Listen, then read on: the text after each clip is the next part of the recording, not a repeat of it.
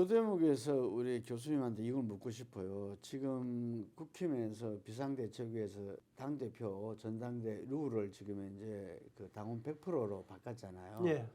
사실 뭐 윤석열 대통령이 사석에서 제기했다 그러는데 이게 우리 역사가 있지 않습니까? 논리적으로는 뭐 어느 정당이냐에 따라 정당이 추구할 바죠.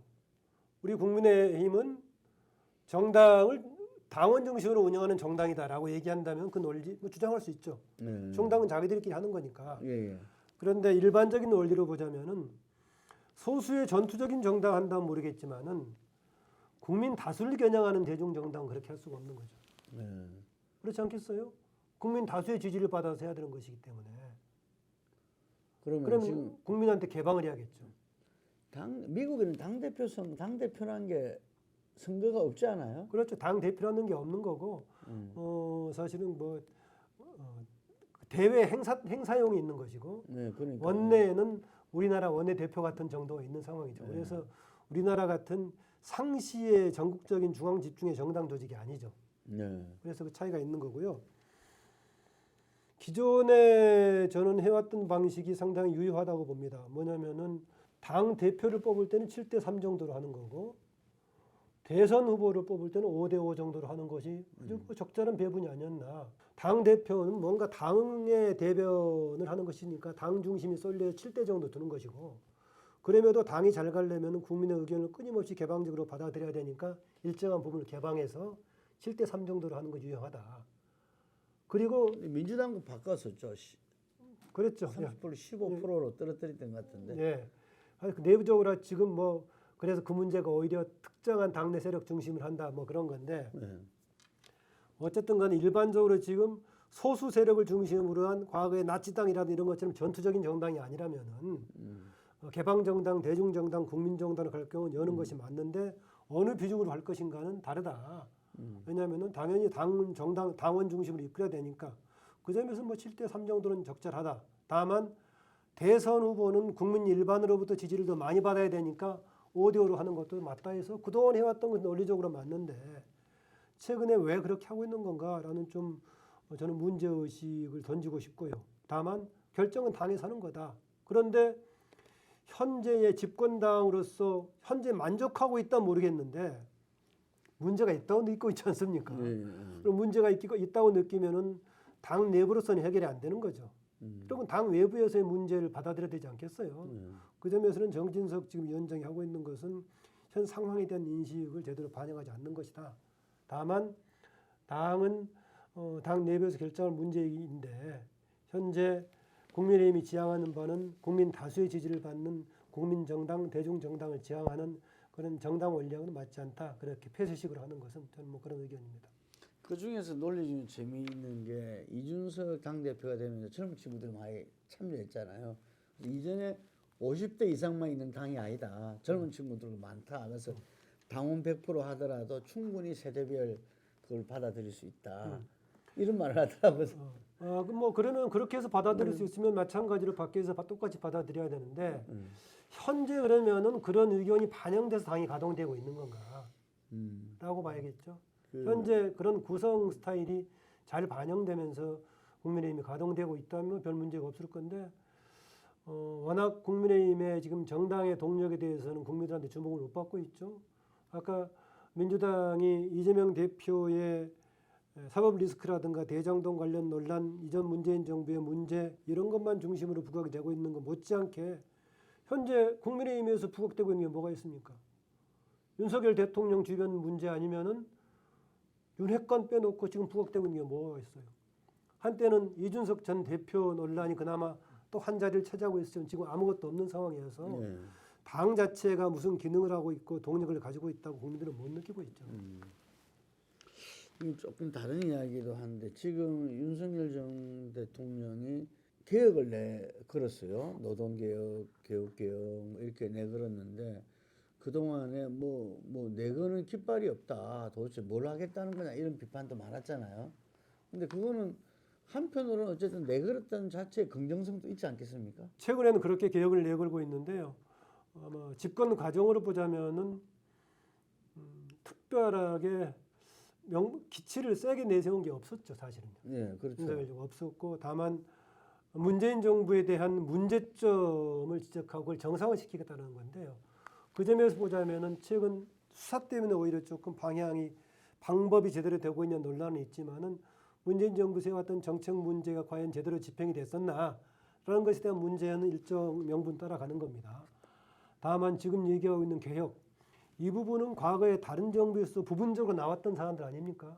또 해야 될 과제이기도 하고요.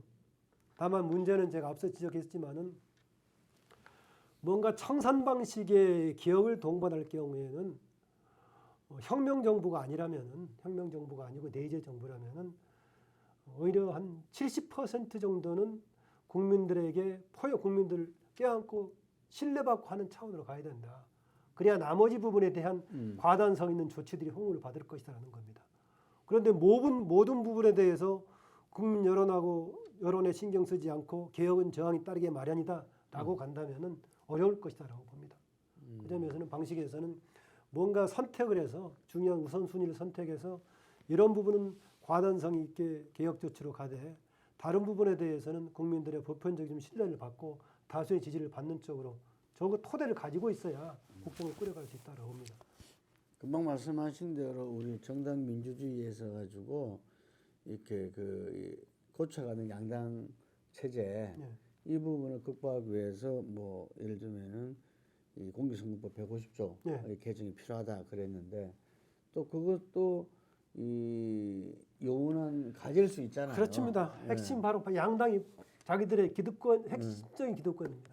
그래서 저는 간혹 그 정치개혁 얘기할 때 형식상의 용어로 우리 기득권을 놓자라고 국회의원들이 얘기합니다. 그렇죠.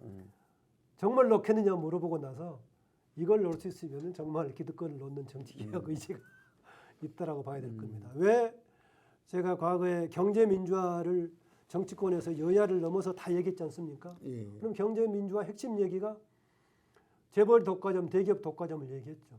예.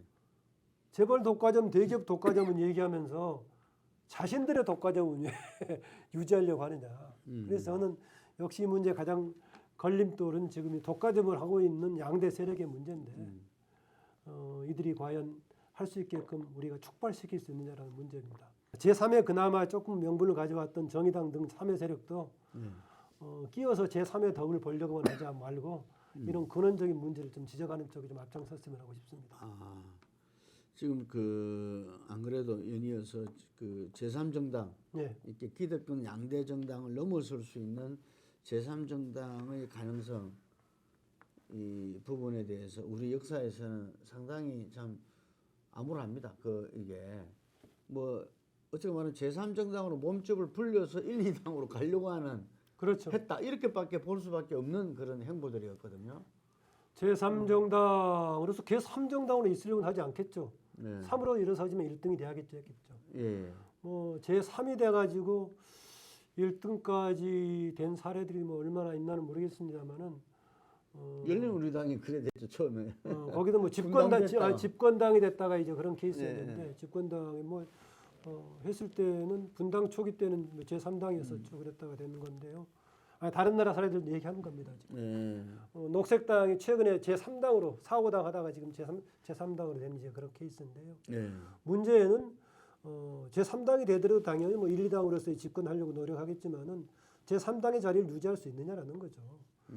그러려면 아까 얘기했다시피 저는 공직선거법 150점을 없어지면은 제3당도 한번 일어서면은 지난번 국민의당도 그대로 갈 수가 있고 다 갈 수 있습니다.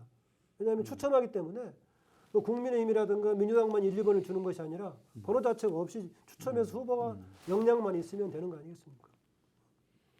그래서 정치인들도 정당에 본인이 목을 맨다거나 정당을 배경으로만 득을 보는 것이 아니라 본인의 역량이 없으면 퇴출돼야 되는 것이죠.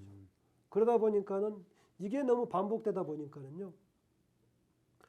그동안에 가지고 왔던 최소한의 정당 개혁의 동력마저도 최근에는 발현되지 않고 있다. 뭐냐면은요. 김동구 대표 잘 아시겠지만은 역대 정당 내부에서 꼼짝 못하고 있다. 그나마 동력을 만들어 왔던 것이 신진 세력 아니었어요. 그랬죠? 신진 세력이 뭐 개혁을 주창하면서 뭔가 새로운 에너지를 만들고 있었는데 현재의 신진 세력은 어떻게 돼 있습니까? 양당 모두 그 지금 주류. 그렇죠. 예, 예. 전부 다 홍위병만 하고 있는 것이죠. 그러니까 예. 과거에는 홍위병도 하지만은 개혁도 자임했던 세력이 돼 있었죠. 있었죠. 예. 예. 다뭐 이른바 남원정이라는 세력들이 다 그런 쪽이었었고 하는데 지금은 그런 세력이 뭔가 비판 세력이 나오면 그 세력은 바로 신성모독한 죄로 바로 몰매를 당하고 그러다 보니까 양 기능 중에서 홍위병적인 성격과 뭔가 개혁적인 성격의 양면성을 가지고 있던 초선 또는 젊은 세력들이 현재 한쪽은 완전히 통제가 되어버리니까 홍위병만 득세하고 있는 그래서 그나마 있었던 정당 내부의 뭔가 변화의 동력도 전혀 지금 나오지 않고 있는 현재 정치 상황입니다. 예. 지금 이 아까 민주당은 이야기를 잘 해주셨는데 윤석열 대통령이 검찰공화국이라는 평을 받고 있는데 그래서 모든 것을 수사로만 하려고 하고 있다 이런 이제 비판들이 많습니다. 네. 많은데 우리 정치에서 아까 말한 대로 이후에는 포용과 다양성을 통합해낼 수 있는 그런 정치가 제 분야에서 이루어져야 되는데 그게 가장 대통령이 그렇게 해야 되지 않겠습니까? 네.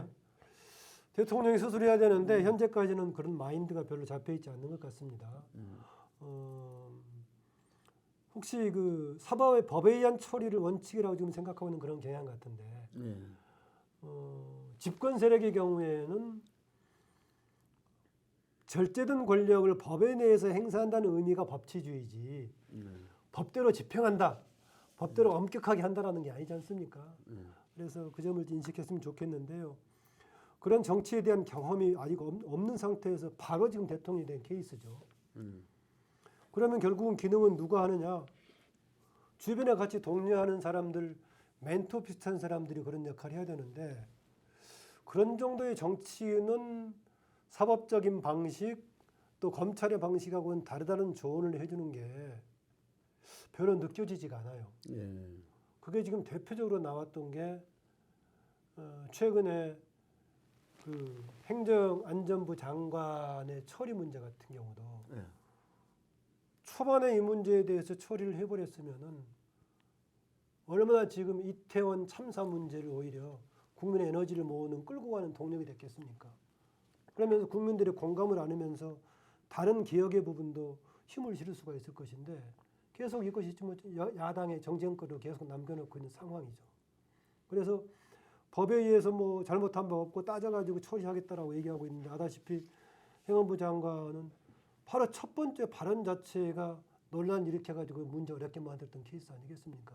그것만이라도 바로 처리한 이런 방법이 있어야 되는데 하여튼 뭐 느낌이 그랬습니다. 이후에 사람들 여러 가지 인사 임명하는 과정 보면은 조금 계속 좀 뭐 무리하지 않을 수 없는 그런 상황이 있어서 이후에 인사 방향 이런 것도 좀 어떻게 변화가 될지 모르겠습니다. 정책이 구체화되기 전에 우리가 볼 수 있는 것이 결국은 대통령의 국정 운영은 인사 정책을 두고 나타나는 거 아니겠어요?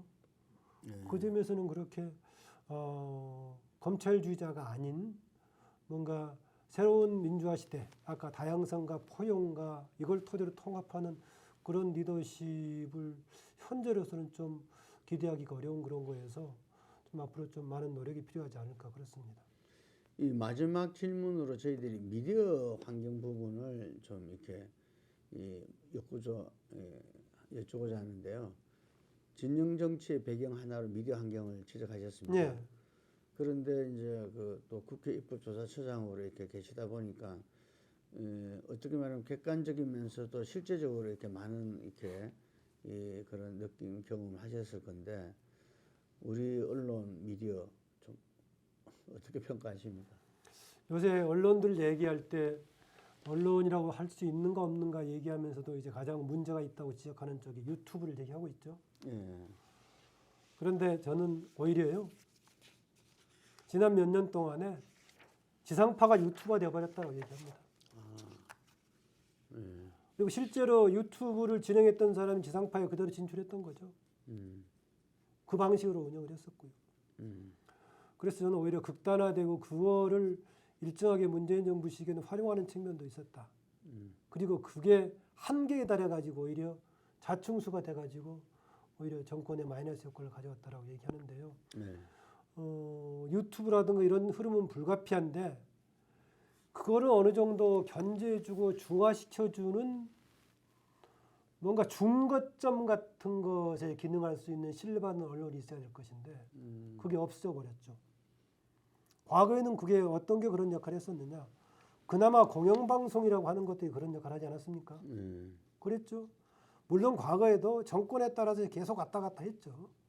과거에도 정권에 따라 왔다 갔다 하면서 그랬지만 그래도 공영방송에서 나오는 것은 편향이었을 게 문제였던 것이지 팩트 자체라든가 이런 것은 공영방송을 통해서 확인하고 그랬던 거 아닙니까? 네. 그런데 지금은 그것까지 좀 위협을 받고 있는 상황이어서 일상 저는 일단 과거처럼 하기는 어렵겠지만은 뭔가 공영방송이 어떻게 과연 제자리를 잡을 수 있을 것인가 좀 이게 가장 큰 좀 관건이라고 봅니다. 그런데 현재 과거에 했던 부분이 엎여 있어가지고 최근에 다시 언론 방송 관련 법들 개정이 여야 갈등의 문제에 쌓여 있어가지고 어려운 지점이 있는데요.